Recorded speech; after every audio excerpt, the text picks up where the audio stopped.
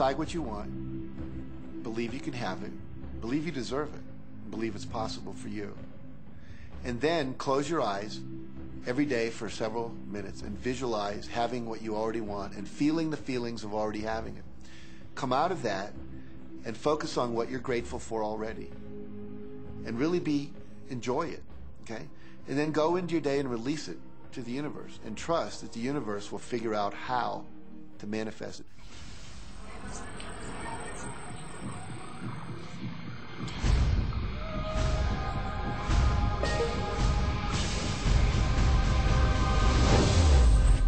No, The Secret was definitely a real transformation for me because I grew up in a family where my dad was very negative, thought that rich people were people that had ripped everyone off, thought that anyone who had money, must have deceived somebody. And so I grew up with a lot of beliefs about money, that if you had it, it made you bad. Only evil people have money. And, money doesn't grow on trees. That was a big one. Who do you think I am, Rockefeller? That was one of his favorite phrases. So I grew up truly believing that life was difficult, that it was hard, you had to struggle.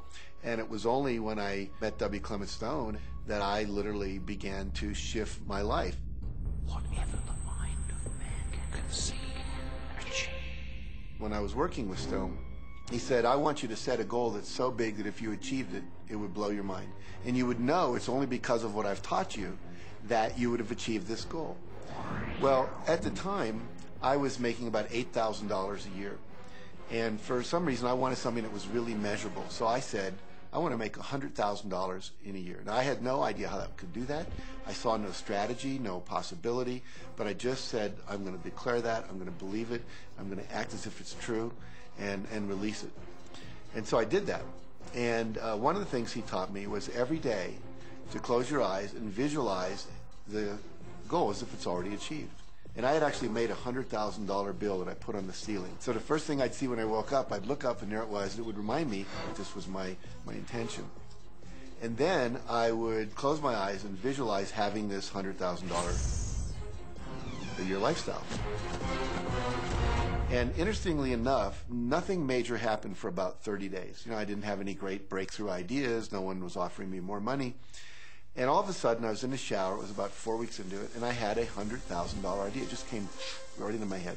I had a book I had written, and I said, if I could sell 400,000 copies of my book at a quarter each, that'd be $100,000. Now, the book was there, but I never had this thought.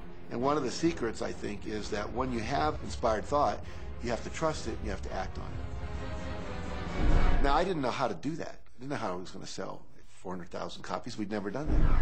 And then I saw the National Enquirer at the supermarket. I had seen that millions of times, and it was just background.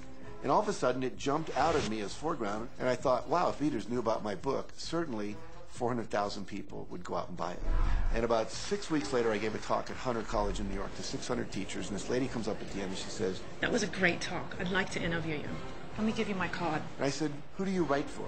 I'm a freelancer, but I sell most of my stuff to the National Enquirer. And I had this little theme from the Twilight Zone went off in my head. You're like, whoa, this stuff's really working.